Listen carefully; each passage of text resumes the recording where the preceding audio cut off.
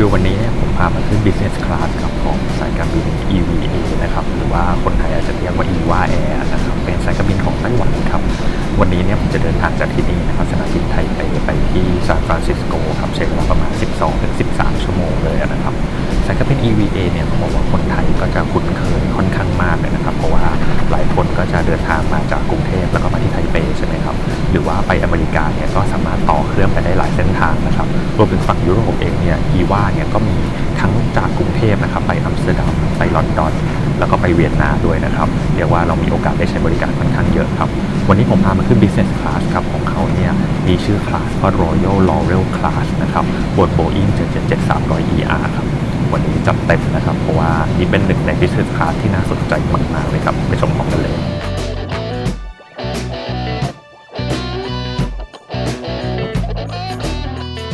เรามาสำรวจที่นั่งกันนิดนึงนะครับการจัดเรียงที่นั่ง Business Class ของ EVA เนี่ยเขาจัดแบบ 1-2-1 นะครับโดยที่เรียกว่า Reverse Herringbone ครับจะเป็นที่นั่งแบบเฉียงๆออกจากกันนะครับโดยที่นั่งริมหน้าต่างก็จะเฉียงออกไปหาหน้าต่างแบบนี้นะครับในขณะที่คู่ตรงกลางเนี่ยก็จะมีการเฉียงเข้าหากันครับข้อดีก็คือมันจะประหยัดพื้นที่แต่ว่าผู้โดยสารแต่ละคนเนี่ยมีพื้นที่ส่วนตัวของตัวเองค่อนข้างมากนะครับอันนี้ผมเข้ามานั่งในที่นั่งของตัวเองปุ๊บก็จะเจอหน้าจอด้านหน้านะครับที่เราสามารถกดให้หน้าจอเนี่ยมันพลิกเข้ามาหาตัวเองได้ครับแล้วก็ถ้าเกิดมองไปด้านข้างก็จะเจอจอของผู้โดยสารที่นั่งติดกันนะครับแต่สังเกตว่าถ้าเกิดเราไม่รู้จักกันเนี่ยเราก็แทบจะไม่ต้องเห็นหน้ากันเลยนะครับมีความเป็นส่วนตัวพอสมควรครับด้านข้างของเรานะครับจะมีโต๊ะเล็กๆแบบนี้มาให้นะครับแล้วก็มีช่องเก็บของด้านข้างตรงนี้จะเป็นรีโมทสำหรับควบคุมหน้าจอครับมีปลั๊กแบบ Universal นะครับมีช่องเสียบหูฟังแบบมี Room Noise Cancellation มีหลอดไฟเล็กๆที่เราสามารถเปิดปิดเพื่ออ่านหนังสือได้ครับก็มีช่องเสียบชาร์จ USB ครับนอกจากนี้บนที่นั่งก็ยังมีหมอนใบใหญ่มากเลยนะครับวางเรียงไว้ให้ครับแล้วก็จะมีผ้าห่มนวมนะครับกับตรงนี้เป็นช่องสอดขาเวลาที่ปรับที่นั่งนอนครับตรงนี้ยังมีช่องเก็บของเพิ่มเติมให้อีกนะครับสำหรับปุ่มปรับที่นั่งจะอยู่ตรงนี้ครับปรับได้ค่อนข้างละเอียดมากๆเลยนะครับมันมีปุ่มปรับแบบเร็วๆด้วยนะครับแล้วก็ปรับละเอียดก็อยากจะปรับตรงไหนครับรู้สึกว่าตรงไหนไม่สบายก็จะเลื่อนบางส่วนนิดหนึ่งก็ได้นะครับตรงนี้จะเป็นช่องเก็บนิตยสารครับที่เมื่อสักครู่นี้เนี่ยลูกเรือเขาก็เอาเมนูอาหารของ Business Class เที่ยวบินนี้มาให้ครับแยกเมนูไว้เลยนะครับนี่เป็นไทเปไปซานฟรานซิสโกเมนูวันนี้ก็จะเตรียมโดยเชฟนะครับที่ถูกคัดสรรมาเป็นพิเศษเลยครับส่วนอีกเล่มหนึ่งนะครับก็จะเป็นเมนูเครื่องดื่มครับซึ่งก็จะมีไวน์ลิสต์นะครับเมนูแชมเปญไวน์ขาวไวน์แดงต่างๆนะครับรวมถึงเครื่องดื่มที่ไม่ใช่แอลกอฮอล์ด้วยครับเหล้าบวยก็มีนะครับน้ำผลไม้ซอฟต์ดริงก์ต่างๆนะครับกาแฟชาโอ้มีให้เลือกเยอะครับเลือกขอเมื่อไหร่ก็ได้ในส่วนที่เป็นไฮไลท์ของ EVA Business Class เนี่ยต้องบอกว่านี่เป็น Business Class ที่ของแถมแน่นมากครับปกติแล้ว Business Class ไม่ใช่ทุกสายการบินนะครับที่จะมีของให้กลับบ้านได้ครับโดยเฉพาะอย่างยิ่งกระเป๋า Amenity เนี่ยของ EVA เนี่ยร่วมกับ Rimowa นะครับก็จะมีกระเป๋าแบบนี้มาให้ครับเป็นชุด Amenity แบบที่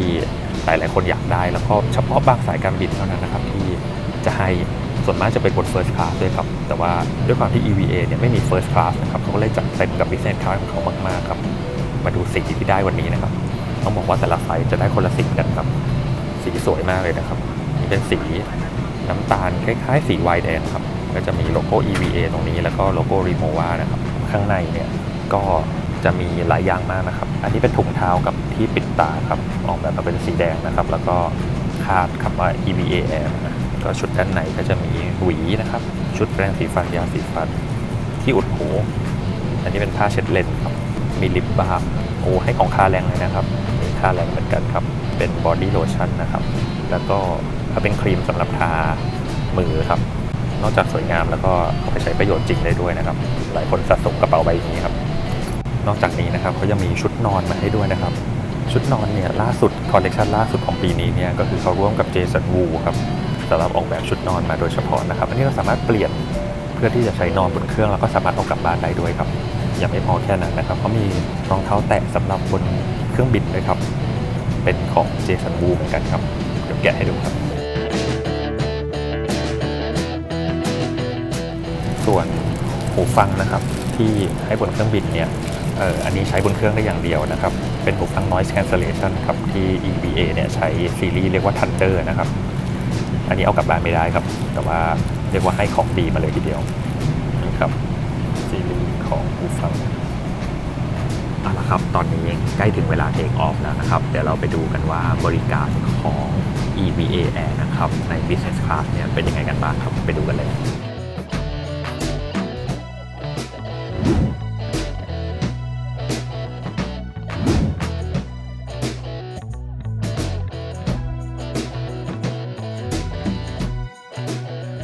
เครื่องขึ้นได้ไม่นานก็มาเสิร์ฟออเดิร์ฟแรกเลยนะครับออเดิร์ฟเขาทำได้น่ารักมากๆเลยนะครับแล้วก็มาพร้อมกับอันนี้เหล้าบวยครับโชยาเอ็กซ์ตร้าเยียสนะครับแล้วก็อันนี้เป็นน้ำผลไม้ซิกเนเจอร์ของเขาครับเป็นน้ำแครอทถัดมานะครับก็จะเป็นชุดขนมปังครับที่จะมาพร้อมกับเนยแล้วก็น้ำมันมะกอกนะครับจัดเรียงมาแบบสวยงามเลยครับเมื่อสักครู่เขามาปูโต๊ะให้เรียบร้อยแล้วนะครับแล้วก็อันนี้เป็นสตาร์เตอร์สไตล์จีนๆครับก็จะมีเนื้อไก่เป็นก้อนอย่างนี้เลยนะครับแล้วก็มีกุ้งดูดีมากเลยครับคอร์สต่อมาเป็นซุปไก่นะครับซุปไก่เขาเนี่ยเป็นซุปแบบข้นๆเลยนะครับแล้วก็มีเนื้อไก่ให้แบบชิ้นใหญ่ๆอย่างนี้เลยนะมาพร้อมกับเห็ดหอมแล้วก็จะมี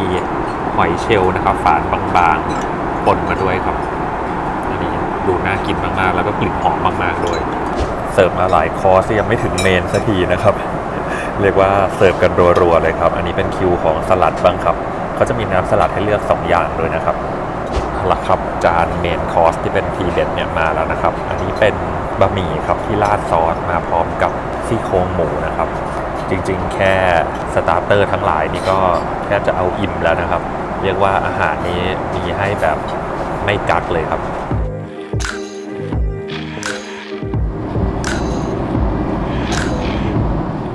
มาดูห้องน้ำของbusiness class นะครับซึ่งอยู่หน้าสุดห้องหนึ่งนะครับแล้วก็อยู่ตรงกลางอีก2ห้องครับก็มีขนาดใหญ่กว่าห้องน้ำ Boeing 737-300 ER ทั่วๆไปเล็กน้อยนะครับมีพื้นที่ให้เราพอจะขยับได้บ้างครับเขาก็จะมาพร้อมกับอุปกรณ์อำนวยความสะดวกเยอะแยะเลยนะครับอย่างนี้เขาเตรียมตัวที่อุดหูไว้นะครับมีผ้าผืนเล็กๆนะครับที่ซีลไว้นี้น้ำยาบ้วนปากครับแล้วก็ชุดแป้งสีฟันครับที่สามารถมาหยิบได้เลยนะครับมีกระดาษทั้งแบบเช็ดหน้ากระดาษปกตินะครับแล้วก็ยังมีกระดาษชำระอยู่ข้างล่างด้วยของเหลวต่างๆเนี่ยก็จะมีโฟมล้างมือนะครับอันนี้เริ่มลอกหมดแล้วครับส่วนมากก็จะเป็นโลชั่นแฮนด์ครีมต่างๆครับแต่ที่ผมชอบอีกอย่างหนึ่งก็คือด้านนี้เนี่ยเขาก็จะมีโต๊ะเล็กๆนะครับที่เราสามารถเปิดออกมาเป็นที่นั่งสำหรับแต่งตัวหรือว่าเปลี่ยนชุดนอนได้ด้วยครับเอาละครับได้เวลางีบนะครับ Business Class ของ EVA เนี่ยไม่ใช่แค่เราสามารถปรับที่นั่งเอนนอนราบได้แบบ180องศานะครับแต่ว่า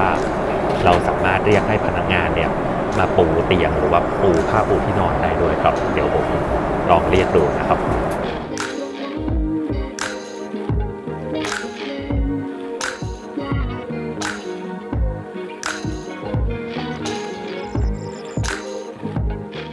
ในห้องโดยสารของ737-300 ER EVA Air เนี่ยนะครับตอนที่เขาปิดไฟเคบินหมดแล้วเนี่ยบนเพดานเนี่ยเขาติดหลอดไฟ LED เล็กๆกระจัดกระจายอยู่อย่างนี้นะครับจำลองว่าเป็นท้องฟ้าแล้วก็มี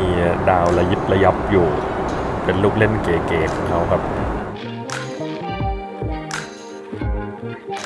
อีกประมาณ1ชั่วโมงครึ่งนะครับก็จะแลนด์ที่สนามบินซานฟรานซิสโกครับตอนนี้ลูกเรือก็มาปลุกนะครับเพื่อที่จะเสิร์ฟอาหารมื้อที่2ครับก่อนที่เราจะแลนด์กันครับ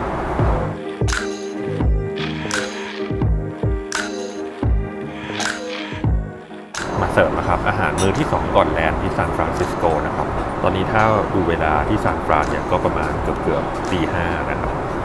ก็เรียกว่าเป็นมื้อเช้าครับทาง EVA เนี่ยเขาก็มีมื้อเช้าแบบจีนนะครับหรือว่าเป็นข้าวต้มนั่นเองครับมาให้ครับนี่เขาก็จะอุ่นมาแบบร้อนๆเลยนะครับก็จะมีไข่เจียวกุ้งนะครับแล้วก็มี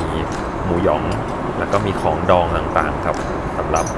กินกับข้าวต้มครับลูกเรือบอกผมว่าพวกนี้เนี่ยขอเพิ่มได้ทุกอย่างเลยนะครับอันไหนเราชอบทานหมดแล้วก็ ติดใจอยากขอเพิ่มก็ขอได้ด้วยครับนี่เป็นการปลุกด้วยมื้อเช้าที่ยอดเยี่ยมจริงๆ